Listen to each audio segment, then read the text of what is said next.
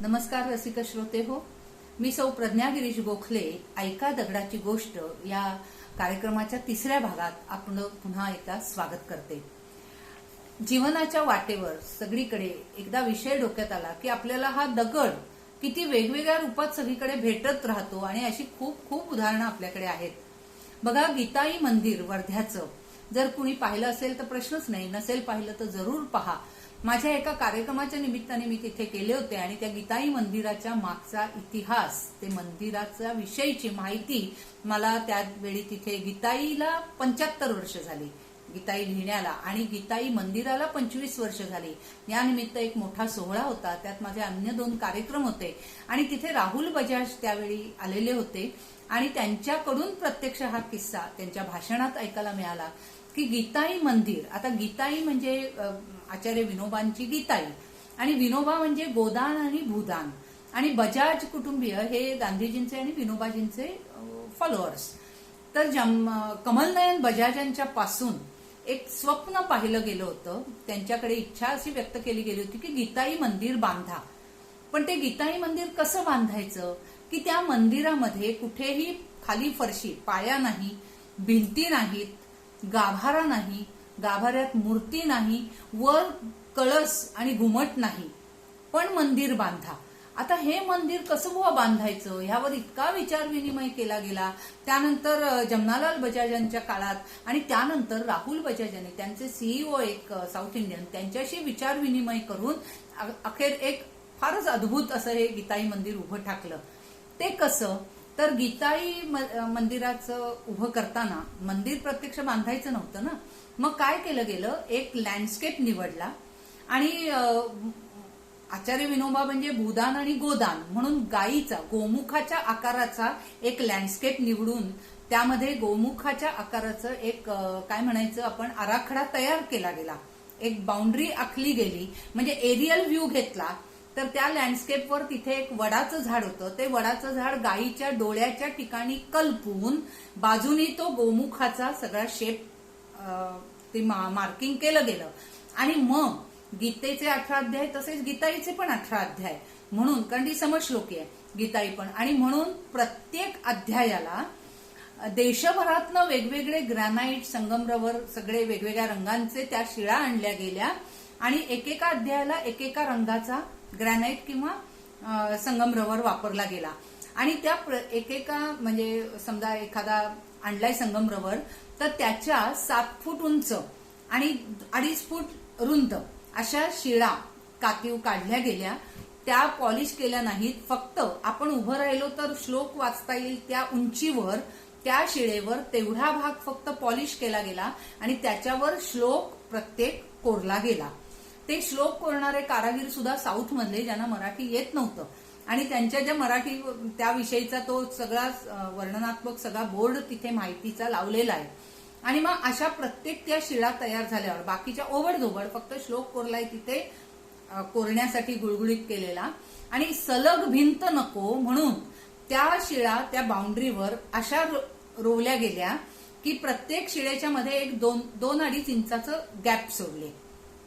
आणि अशा प्रत्येक अध्यायाला एक एक रंग वापरला गेला आणि त्या प्रत्येक खांबावर, दगडी खांबावर एक एक श्लोक कोरला गेला. आणि असं आपण ते आता ते वाचत जायचं समजा, तर चालणाऱ्यांसाठी, आपल्यासारख्या ते पाहायला येणाऱ्यांसाठी 2.5-3 फुटाचा एक फरशा घालून साध्या, म्हणजे कुठेही तो लँडस्केप समतल केला गेला नाहीये, आहे तसाच ठेवलाय, ते वडाचं झाड आहे आणि फक्त त्या वाचायला म्हणून 2.5-3 फुटाचा फरशा घालून एक फरसबंदी केलेली आहे. बाकी कुठेही, म्हणजे किती सुंदर ते मंदिर की ज्याला वर कळस नाही, घुमट नाही, गाभारा नाही, आत मूर्ती नाही, पण गीताईचं मंदिर. आणि असं ते मंदिर आपण खरोखर जरूर ते पाहून या की देशभरातले सगळे वेगवेगळ्या रंगाचे तिथे ग्रॅनाइट आणि संगमरवर वापरलेले आहेत. असो, तर आपल्या राजधानीत सुद्धा विजयस्तंभ, इंडिया गेट या वास्तूच्या रूपानं हुतात्म्यांचं स्मारक उभं आहेच आहे. बघा, राजधानीतच शक्तीस्थल म्हणून जे इंदिराजींचं स्मृती स्थान आहे तिथे सुद्धा देशभरातलेच वेगवेगळे ग्रॅनाइट आणि त्या शिळा वापरल्या गेलेल्या आहेत. बघा, अलिबाग सासवणं इथे जागतिक कीर्तीचे शिल्पकार नानासाहेब करमरकर यांचं शिल्पालय हे तर आपण किमान मराठी माणसांनी तरी जाऊन आवर्जून पाहिलं पाहिजे. चंदीगडला गेलं की तिथलं रॉक गार्डन हे पाहायलाच पाहिजे. महाबलीपुरमला गेलं की त्या महाबलीपुरमची सगळी शिल्प, जगविख्यात शिल्प सगळी बघून आपण पुढे जातो तेव्हा त्या महाबलीपुरमच्या पुढे एका छोट्याशा टेकाडावर एक अतिप्रचंड शिळा आहे. ती त्या उतरणीवर अशी आहे की ती कुठेही तसूभर सरकत नाही. आपण जवळजवळ अर्धा पल्लांवर दुरूनच ती पाहू शकतो की न जाणो ती घरंगळत खाली आली तर. इंग्रजांच्या काळात ती हत्तीच्या साह्यानं किंवा मशीन कटरच्या साह्यानं खेचण्याचा प्रयत्न केला गेला पण ती तसूभरी हल्ली नाही. त्या शिळेला तिथे नाव आहे अतिप्रचंड, आपण गुगल सर्चवर पण ती पाहू शकता बरं का. त्याला नाव तिथे बोर्ड आहे द बॅलन्सिंग स्टोन. एवढी अतिप्रचंड शिळा त्या उतरणीवर तशीच्या तशी आहे आणि नाव पण अगदी प्रॅक्टिकल आहे, बॅलन्सिंग स्टोन.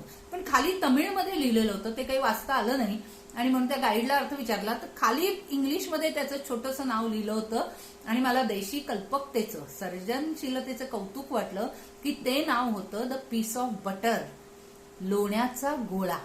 आणि मग आम्ही इतिहासाचा मागोवा घेत गेलो तेव्हा असं लक्षात आलं, तिने माहिती अशी सांगितली की कृष्ण जेव्हा दक्षिणेला आला, आता कृष्ण म्हणजे कृष्णदेवराय राजा किंवा लोण्याचा गोळा आणि याचा संबंध म्हणजे आपला श्रीकृष्णच, तेव्हा गावातून त्याला नजर भेट द्यायला लोणी गोळा केलं गेलं आणि तो लोण्याचा गोळा जणू टपकन तिथे जो सांडलाय पडलाय तो आजचा गायब तसाच आहे. असं म्हणतात की सुनामी नंतर त्या ह्याचं सर्वेक्षण केलं गेलं पण तो तसूभरही हल्ला नाहीये आणि अशी तिथे एक श्रद्धा आहे की तो दगड जर तसूभर हल्ला तर जगबुडी होईल. असो, भीमपूल हे चारधामला जातात त्या सगळ्यांनी हे ठिकाण पाहिलं असेल की पांडवांना स्वर्गारोहण करायला निघाले तेव्हा नदी ओलांडण्यासाठी भीमानी त्या नदीच्या पात्रावर पूर्ण एक अख्खी शिळा उचलून अखंड टाकली आणि त्यावरनं पांडव नदी ओलांडून गेले. तिथेच पुढे व्यासांनी महाभारत लिहिलं ते मंदिरही पाहायला मिळतं मानाच्या इथे. तर हा ती अखंड शिळा पूल म्हणून तो भीमपूल. पंचमढी शिवालय इथे एक पुरातन शिवमंदिर आहे. तिथे त्या देवळाबाहेर एक एवढा असा दगड दाखवला जातो आणि ऑथेंटिक कोणी सांगू शकत नाही खात्रीलायक तिथे तो कोणी कधी आणला वगैरे कसा आला, पण त्या दगडावर श्रीराम असं कोरलेलं आहे आणि म्हणून श्रद्धेने सगळे सांगतात की हा त्या श्रीरामाच्या सेतूतला दगड आहे बरं का. मला असं फार वाटतं की तो दगड कॅल्शियम कार्बोनेटचा तर नाहीये ना, असं संशोधन करून पाहिलं पाहिजे. असो, जबलपूर भेडाघाट इथलं संगमरवरी ते सगळे कडे त्यातलं ते सौंदर्य, विशेषतः पौर्णिमेच्या रात्री आपण नौकानयन करतो तेव्हा ते संगमरवराचं अद्भुत सौंदर्य हे खरोखर प्रत्येकाने आपण अनुभवण्यासारखंच आहे. राजस्थानात सुंदरपूर पासून जवळ डुंगरपूर म्हणून गावामध्ये एक मंदिर आहे. त्या मंदिराला पारिया म्हणतात आणि त्यातल्या आतल्या देवाला भोगजी म्हणतात. आता आपण बघा विठ्ठल मंदिरात गेलो तर बाहेर तुळस मिळेल, गणपती मंदिरात गेलो तर जास्वंद दुर्वा मिळतील, महादेवाच्या इथे गेलो तर बेल वगैरे मिळेल, पत्री फुलं नाही का. पण ह्या मंदिराच्या बाहेर द्रोणातनं छोटे छोटे खडे दिले जातात, वाळूचे खडे छोटे छोटे, आणि तेच त्या देवाला व्हायचे.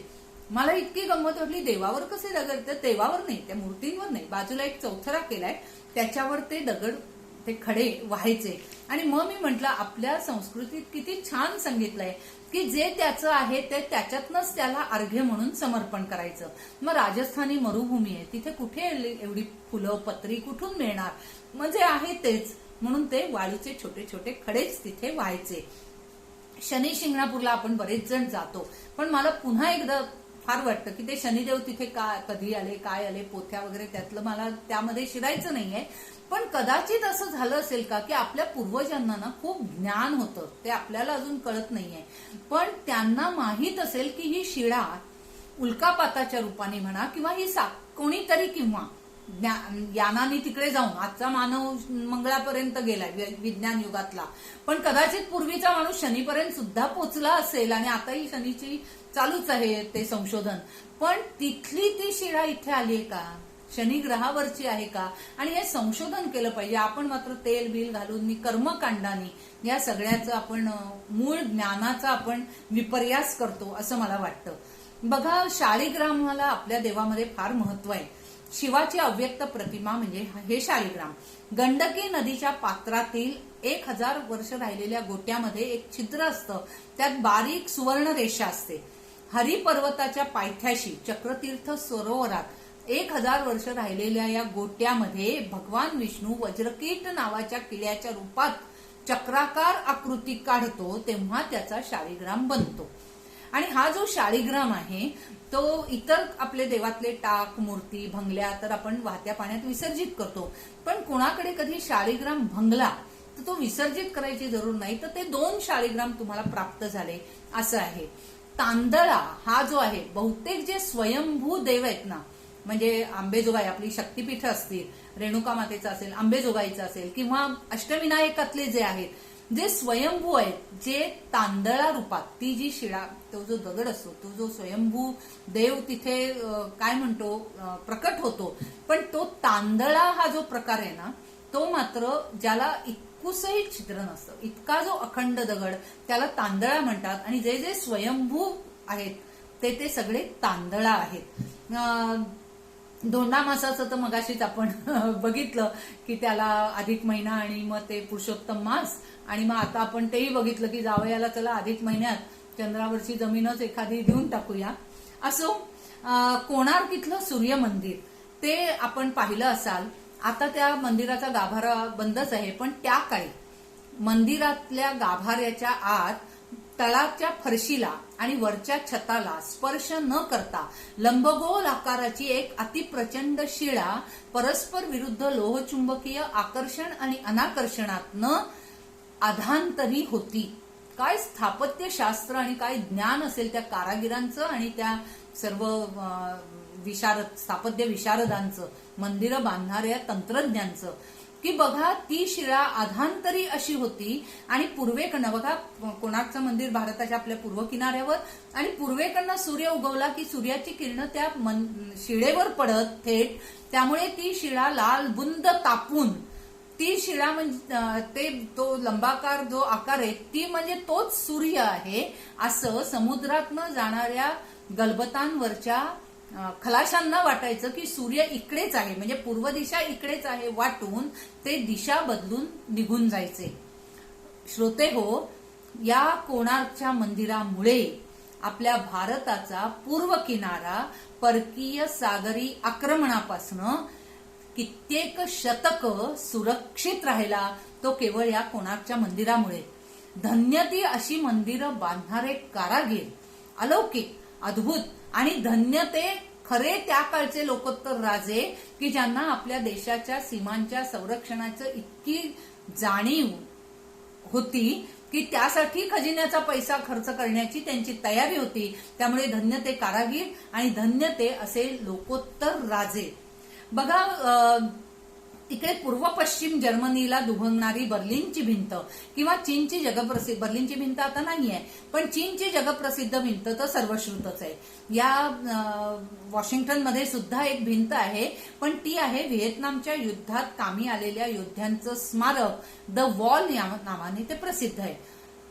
आता सहज एक जाता सांगते, द वॉल हे टोपण नाव आपल्याकडल्या एका क्रिकेटरला दिलं गेलेलं आहे. आपण चाणक्य आहात ओळखता की ज्याच्या साथीनं सचिनचे अनेक विक्रम सचिननं प्रस्थापित केले, जो समोरची बाजू सांभाळून धरत होता, द वॉल सारखा ठाम उभा होता, तो म्हणजेच राहुल द्रविड. असो, डोंगरकड्यांचे चित्रविचित्र आकार हुडूज या नावानं जिथे प्रसिद्ध आहेत ते ग्रँड कॅनियन, ब्राईड कॅनियन हे अमेरिकेतलं एक आश्चर्यच. चीनमध्ये कुनमिंग इथं टोकदार दगडांचं स्टोन फॉरेस्ट आहे. तसंच शेन्झेन इथं विंडो ऑफ द वर्ल्ड या संकुलामध्ये जगातल्या सर्व सुप्रसिद्ध वास्तू आणि शिल्प, इमारती यांची प्रतीकं उभी केलेली आहेत. आणि तिथे युरोपीय वगैरे सगळ्या संस्कृतींचं दर्शन आहेच, पण आपल्या भारतीय संस्कृतीच्या पाऊलखुणा ठरलेल्या सांचीचा स्तूप, खजुराहो, अजिंठा वेरूळ, ताजमहाल वगैरे, याचं आपलं अजिंठा वेरूळ सांगितलंच, त्याच्या सगळ्याच्या प्रतिकृती तिथे उभ्या आहेत. आणि साथीला आहे भारतीय संगीत अर्थात सतारीचे बोल. रसिक हो, दिव्य मानवी इतिहासाच्या ह्या पाऊलखुणा आपल्याला देश, दिशा आणि काळाची बंधनं, मर्यादा विसरायला लावतात आणि वैश्विक एकात्मतेचा अनुभव देतात. श्रोते हो, उदाहरणं अशी कितीतरी असंख्यात. तात्पर्य असं तुम्हालाही अगणित माहीत असतील. तात्पर्य इतकंच की इमारतीच्या पायात भरले जातात ते दगड, विटा, रेती, माती आणि भाव खाऊन घरं मात्र सजवतात ते ग्रॅनाइट, मार्बो ग्रॅनाइट, संगमरवर, धौलपुरी इत्यादी. पुळण, रेती, प्रवाळांपासून मोठमोठ्या शिळा, कातळ, खडक, पाषाण पर्यंत आणि कधी precious stones, semi precious stones अर्थात ग्रहांचे खडे, रत्न असे कितीतरी हे दगडाचे प्रकार, दगडाची ही रूपं. बघा, रत्नांचे खडे हा काही विषय माझा मोठा याचा नाही, पण मला गंमत वाटते की त्या शनी ग्रहाची पीडा व्हायला नको किंवा चंद्राचे चांगली फळं मिळावीत किंवा ह्यासाठी वेगवेगळी रत्न आणि ते खडे कसे वापरावे किंवा वापरू नयेत हे सुद्धा शास्त्र किती अलौकिक आहे, अद्भुत आहे नाही का. आणि मग असे हे दगडांचे कितीतरी विविध प्रकार बघा. पण कधी कधी काय होतं की युरिन स्टोन, किडनी स्टोन, पित्ताशयाचे खडे हे सुद्धा खडेच, हे सुद्धा आपल्याला मात्र अगदी आपला वेदनांनी जीव नकोसा करतात नाही का. असं म्हणतात की समुद्र मंथनाच्या वेळी ब्रह्मा, विष्णू, महेश हे 3 देव 3 दगड झाले आणि त्या 3 दगडांच्या चुलीवर त्यावेळी त्या काळी देवांचं अन्न शिजवलं गेलं. म्हणजे 3 दगडांची चूल हा प्रघात, ही म्हण, वाक्यप्रयोग हा तेव्हापासूनचा. विशिष्ट दगडी रहाणीवर आपण उगाळलेलं गंधच आपण देवपूजेला वापरतो. आता बघा, स्रहाण हा एक कुरुंदाचा दगड आणि कुरुंदाचा दगड अतिटणक. स्रहाण आपल्याला कधी लागते, आपल्याला आठवण कधी होते, ते लग्न कार्य सप्तपदीचे विधी चालू होतात आणि त्यावेळी भटजी सांगतात स्रहाण घेऊन या. मग आपण ती रुखवताच्या टेबलवर ठेवलेली आठवणीने घेऊन येतो आणि एकच पाऊल त्यावेळचं असं आहे की त्या स्रहाणीला अंगठा लावून ती वधू त्या वराला, आपल्या पतीला आश्वासन, एक प्रॉमिस देत असते. म्हणजे आजच्या काळात 7 प्रॉमिसेस, आपण ते अर्थ लक्षात घेत नाही त्या विधींमागचे. आणि ते प्रॉमिस असं आहे की मी तुझ्या आयुष्यात या दगडासारखी ठामपणे तुझ्या पाठी उभी राहीन. बघा, तो कुरुंदाचा दगड सगळ्यात टणक आणि ती स्रहाण म्हणजे त्यावर उगाळलेलंच गंध आपल्याला देवाला लागतं आणि अशी ती स्रहाण आणि तो कुरुंदाचा दगड आपल्या आयुष्यात महत्वाचा. आदिवासी भागात अन्नाला ठिकरीची किंवा दगडाची फोडणी दिली जाते. बघा, तेल वगैरे साहित्य गरिबीमुळे त्यांच्याकडे नसतं किंवा आपल्यापेक्षा खरं सांगायचं तर हेल्थ कॉन्शियस त्या असतात. त्या काय करतात, थोडीशीच फोडणी करतात आणि पदार्थामध्ये एक दगड स्वच्छ धुवून तो दगड निखाऱ्यावर लाल बुंद तापवून मग तो दगड त्या पदार्थात ठेवतात आणि त्यावर केलेली ती थोडीशीच फोडणी ओततात. त्यामुळे त्या दगडातलं सत्व त्या पदार्थात उतरतं, संपूर्ण त्या पदार्थात येतं आणि त्यामुळे मला असं वाटतं त्या आदिवासींच्या, कातकऱ्यांच्या स्टॅमिनाचं, काटकपणाचं रहस्य माझ्या मते ह्या दगडाच्या किंवा ठिकरीच्या फोडणीत आहे. मला काही फोडणी बिडणी करूनचं धाडस झालं नाही, पण एकदा चुनखडीचा दगड स्वच्छ धुवून आणि रुमालात पुरचुंडी बांधून साध्या भातात मी ठेवला होता. त्या भाताला एक अप्रतिम सुगंध येत होता, एवढं नक्की. असो, डोहाळे लागले की गर्भारशींना दगड, माती, खडू, पेन्सिल खावीशी वाटते आणि विशेषतः म्हणजे कॅल्शियम डेफिशियन्सी असं आपण आज म्हणू शकतो त्याला. पण गुजराती समाजात मुद्दाम हे खडे खाऊ घातले जातात गर्भारशीला आणि ते खडे चणे कुरमुरे वाल्याकडे विकत मिळतातही. सुचिंद्रम इथलं जगप्रसिद्ध मंदिर आपल्या सगळ्यांना माहितीये की तिथले ते खांब ते तळाशी टेकलेले नाहीयेत. पातळ ओढणी असेल तर ती आरपार त्या खांबाखालून जाते, पण त्या खांबांवर जर हलके आघात करत गेलं तर सारेगम पधनी हे संगीत स्वर उमटतात. सुब्रतो चटर्जी म्हणून बंगालातनं आलेला, आईवडिलांबरोबर आलेला 8वीतला मुलगा ते मंदिर पाहायला आला आणि त्या आघातातनं सारेगम पधनी स्वर ऐकून त्यांना दगडी बासरी बनवण्याचं तरुणपणी ध्यास घेतला आणि दगडी बासरी बनवून दगडी बासरी वादनाचे कार्यक्रम तो करू लागला.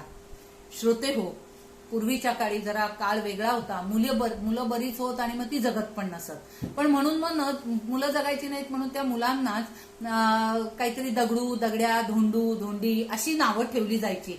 पण असंच एखादं नाव असलेलं मोल मोठेपणी मात्र काय अलौकिक कार्य करायचं की आपल्याला माहितीये. आज मी काहीतरी स्त्री सांगते, सगळे ऐकतायत. आपल्याला माहितीये स्त्री शिक्षणाचे पुरस्कर्ते महर्षी धोंडो केशव कर्वे आणि धोंडीताई वेलणकर या आद्य म्हणजे अर्वाचीन कवयित्री आणि दोंडीताई कानिटकर ह्या गायिका, हे आपल्याला माहितीच आहे. किंवा मग बघा नाव काय, दगडूशेठ. पण दगडूशेठ हलवाई म्हणजे मानाचा गणपती, नाही का. एक गमतीचा भाग सोडून देऊ आपण, पण दगडापासून अजून एक वेगळा उपयोग सांगते की आयुर्वेदामध्ये दगडाचा उपयोग कसा आहे, तर दगडाच्या पाझरापासून मिळणारं शिलाजीत हे जे औषध आहे ना, हे रक्तदाबावर, मधुमेहावर अत्यंत गुणकारी आहे.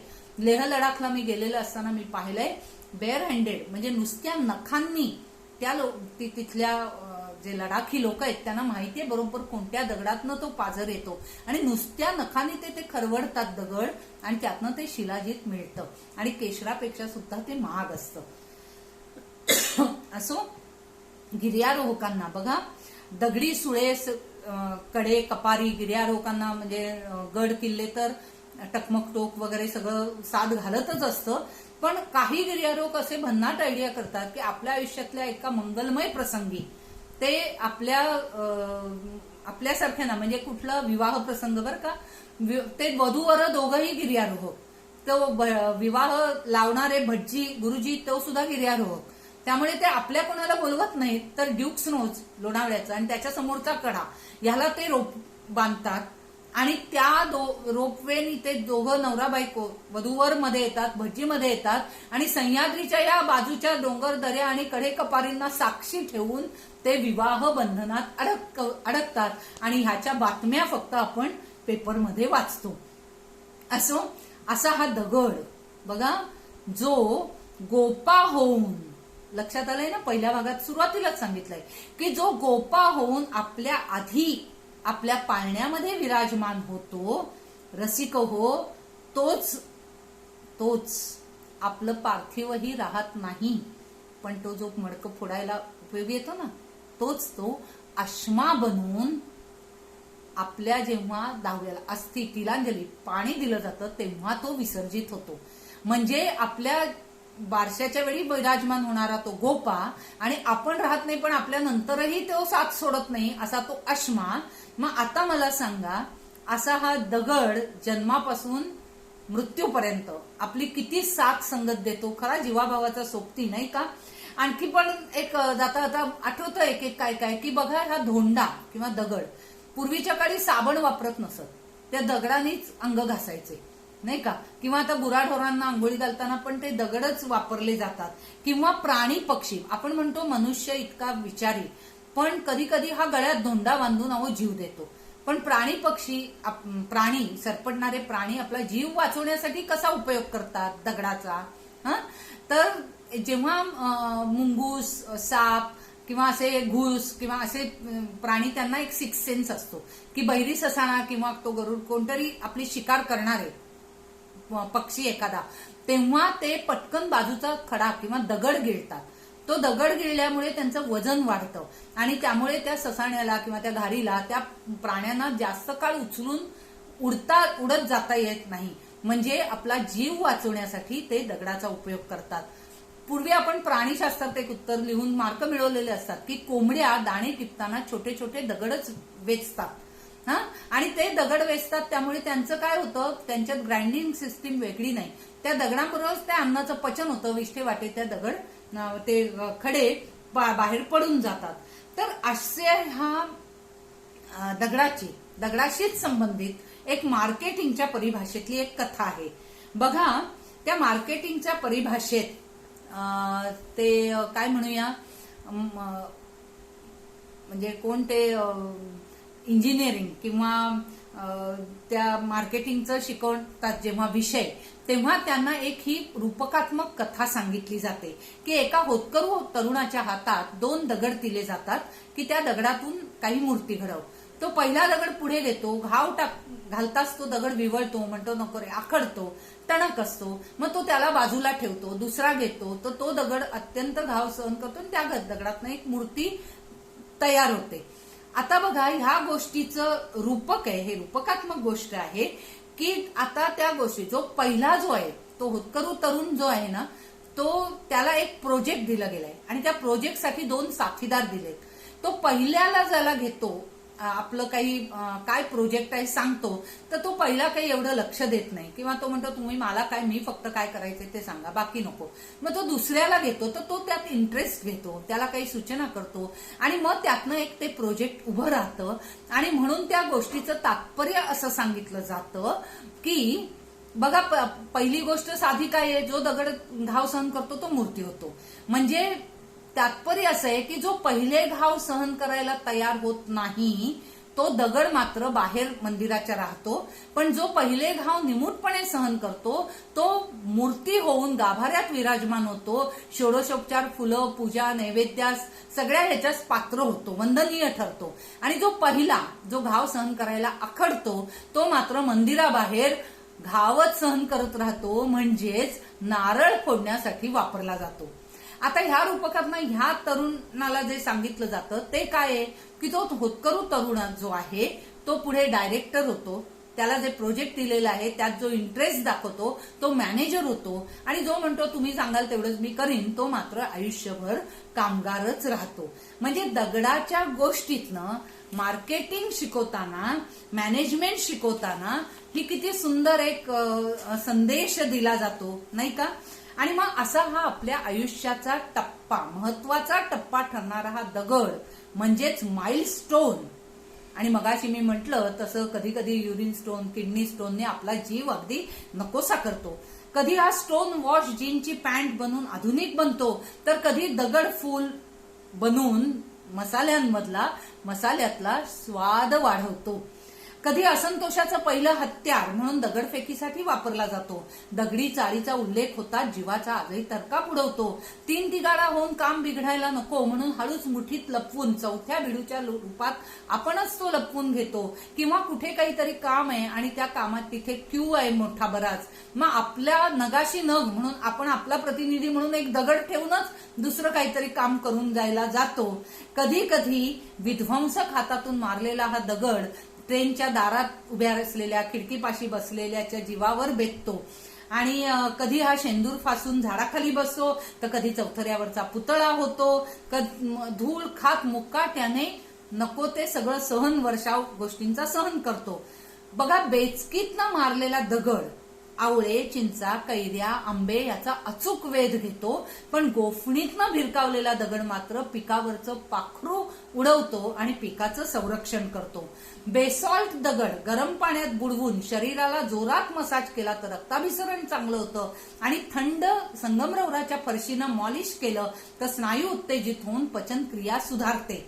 दगड निर्जीव नाही, दगडाच्या आतल्या अंतर्गत ऊर्जा कंपनांमुळे शारीरिक, आध्यात्मिक, भावनिक उपचार, इलाज केले जातात, आणि ह्या इलाजांना लास्टोन मसाज थेरपी असं म्हटलं जातं. आणि आपल्या पाठीच्या कड्यांवर जी चक्र आहेत त्या विविध विशिष्ट ठिकाणी विशिष्ट वजनाचा आणि विशिष्ट प्रकारचा दगड ठेवून एक उपचार केले जातात. आणि हे सुद्धा आपण म्हणजे हे सुद्धा सगळं वर्तमानपत्रातनच वाचायला, त्याचे फोटो बघायला मिळालेले आहेत. आता तुम्ही गुगल सर्चवर पण हे पाहू शकता.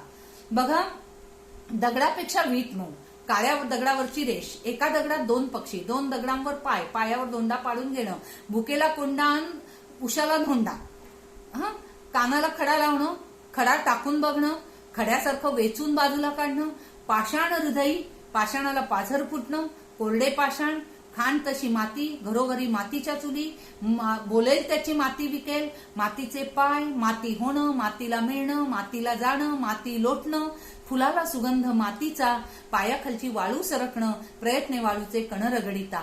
अशा किती किती म्हणी आणि वाक्प्रचारांनी हाच दगड आपल्या वाळू, माती, वीट, पाषाण, रेती अशा विविध रूपांनी भाषा सौंदर्य सुद्धा वाढवतो.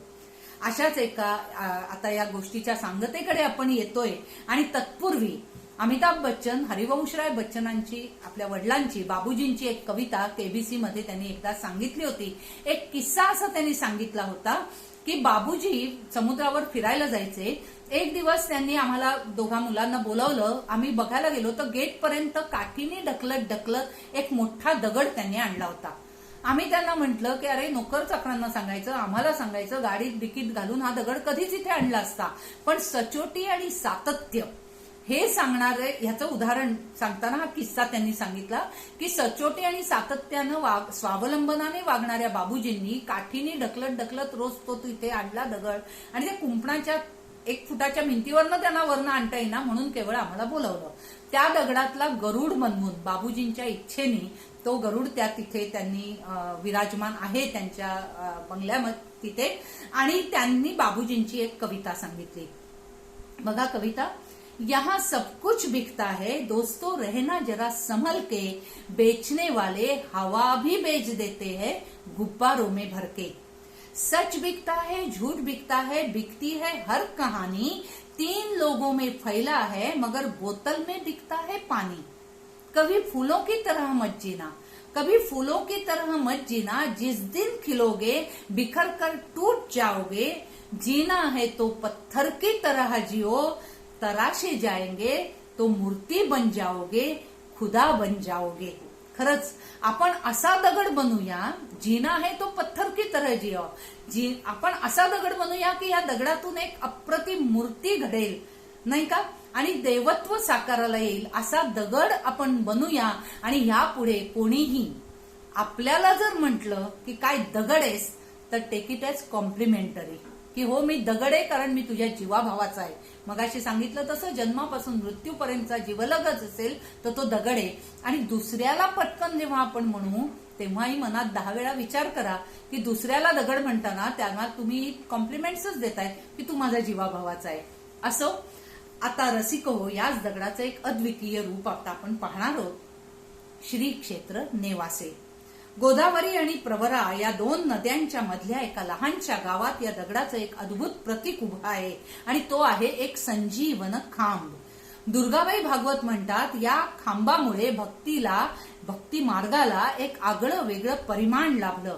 वरकरणी ओबडधोबड, ठेंगणा, ठुसका, कोणतंही कोरीवकाम नसलेला, समोर बाजूला उभं राहिलं तर आपल्या कमरेपर्यंतचाच उंच इतकासा तो खांब. पण त्या खांबाच्या वरचं अदृश्य आकाश, अवकाश, क्षितिज कळलं, जाणवलं ते एका आळंदीच्या समाधीस्थ पुण्यात्म्याला. त्यांच्या जीवन काळातच हे विश्वाचं आर्त त्यांच्या मनात प्रकाशलं आणि 4ही क्षितिजांना भेदून आरपार जाणारा, आकाशालाही उंच ओढून त्या पलीकडे थेट चैतन्याला भिडणारा प्रणव ओंकार त्यांनी आपल्या अंतःचक्षूंनी अक्षरशः अनुभवला. आणि वयाच्या अवघ्या 16व्या वर्षी सर्व विश्वाच्या माऊली स्थानी विराजमान झालेल्या त्या तरुणानं अर्थात संत ज्ञानेश्वर माऊलीनं त्या खांबाला नाव दिलं पैस. हाच तो पैसाचा खांब. माऊलीच्या शब्दात हा खांब म्हणजे ओळंबा. बघा त्या खांबापाशी बसूनच संत ज्ञानेश्वरांनी गीतेचं ऐश्वर्यवती ज्ञान माय मराठीच्या कौतुकात ओथंबून प्रसवलं आणि भावार्थ दीपिका त्या ठिकाणी माऊलींच्या मुखातून रसाळपणे प्रसवली. बघा त्यांच्या मुखातून ते मृदू मवाळ स्वर शब्द प्रसवू लागले आणि याच खांबाच्या साक्षीनं सामान्य जनातल्या डळमळीत श्रद्धेला भक्कम आधार मिळाला. विस्कळीत समाज जीवन पुन्हा सावरू लागलं. संत ज्ञानेश्वरांनी अवघं विश्वच कमळवलं. त्यामुळे हा त्यांचा खांबही पाषाणी दृढता सोडून मृदू मऊ हळवा झाला. इथं येणारा म्हणजे नेवास्याला जाणारा प्रत्येक जण निराशा विसरतो. त्याला आठवतात, दिसू लागतात ते खांबापाशी बसून ज्ञानेश्वरी सांगणारे दिव्य रूप ज्ञानदेव. तोलून धरणं, भाविक भाबड्या मनांना मार्ग दाखवणं हेच या खांबाचं आजही इति कर्तव्य. म्हणूनच 725 वर्ष होऊन गेली तरी आजही माऊलीच्या रथामागे कुणीही न बोलावता तो कळस हल्ला की लाखो वारकरी माऊलीच्या मागे पंढरीच्या वाटेवर चालू लागतात. पंढरीची वारी जाता आता पुन्हा एकदा सांगते, पंढरीची वारी ही केवळ वर्णनाचा विषय नसून आपल्या आयुष्यात एकदा तरी प्रत्यक्ष अनुभवण्याचा अनिर्वचनीय आनंद आहे. नेवाशाला जावं, त्या खांबापाशी निवांत बसावं. रसिको, माझीही दगडाची गोष्ट लिहून झाल्यावर मी नेवाशाला गेले. त्या खांबापाशी बसून माऊली हृदयच येते की माझे हे अजाण बोबडे बोल ऐकते या श्रद्धेनं तिथं मी ही गोष्ट पहिल्यांदा समर्पित केली, बोलले, सांगितली पुढे तिथे. आणि तो अनुभव एक विलक्षण अनुभव होता. आणि मग तिथे गेलं की जाणवतं, ऐकू येतं त्या भिंतीतून हितगुज, त्या गाभाऱ्यातून ज्ञानदेवांचे मृदू मवाळ गंभीर भक्ती प्रेमानं ओथंबलेले ओले हळवे स्वर आपल्या कानात तन मनात अंतर्मनात निनादू लागतात, गाजू लागतात. आता सांगा रसिक हो, दगड इतका हळवा कुठे झाला असेल का हो? आणि त्या दगडाच्या खांबाच्या साक्षीनच पाझर फुटले ना भक्तीचे, प्रेमाचे. आणि विश्वरूप देवाला त्या पैसाच्या खांबाच्या साक्षीनच एक अलौकिक मागणं मागितलं गेलं, जे युनोचं गीत व्हावं म्हणून आज आपण पुष्कळ वर्ष भारत सरकार प्रयत्न करते. नजीकच्या काळात त्याला यश येऊ दे अशी प्रार्थना करूया. आणि त्याच माऊलींच्या पसायदानाने आपण ह्या दगडाची गोष्ट, या कार्यक्रमाची सांगता करूया. आता विश्वात्मके देवे, येणे वाग्यज्ञे तोषावे. तोषोनी मज द्यावे पसायदान हे. जे खळांची व्यंकटी सांडो, तया सत्कर्मी रती वाढो. भूता परस्परे पडो, मैत्र जीवांचे. दुरितांचे तिमिर जावो, विश्वस्वधर्म सूर्ये पाहो.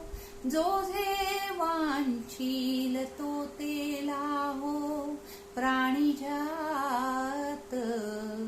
वर्षत सकळ मंगळी, ईश्वर निष्ठांची मांदियाळी. अनवरत भूमंडळी, भेट तू भूता. चला कल्पतरूंचे आरव, चेतना चिंतामणींचे गाव.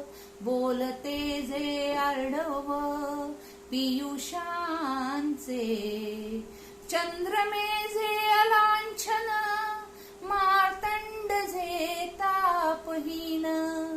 ते सर्वाही सदा सज्जन, सोय रे हो तू. किंबहुना सर्व सुखी, पूर्ण हो नीतिही लोकी. भजिजो आदि पुरुखी अखंडित. आणि ग्रंथोपजीविये, विशेषी लोकीये. दृष्टा दृष्ट विजये, होआवे जी. येथ म्हणे श्री विश्वेश्वरावो, हा होईल दान पसावो. येणे वरे ज्ञान देवो, सुखिया झाला. धन्यवाद.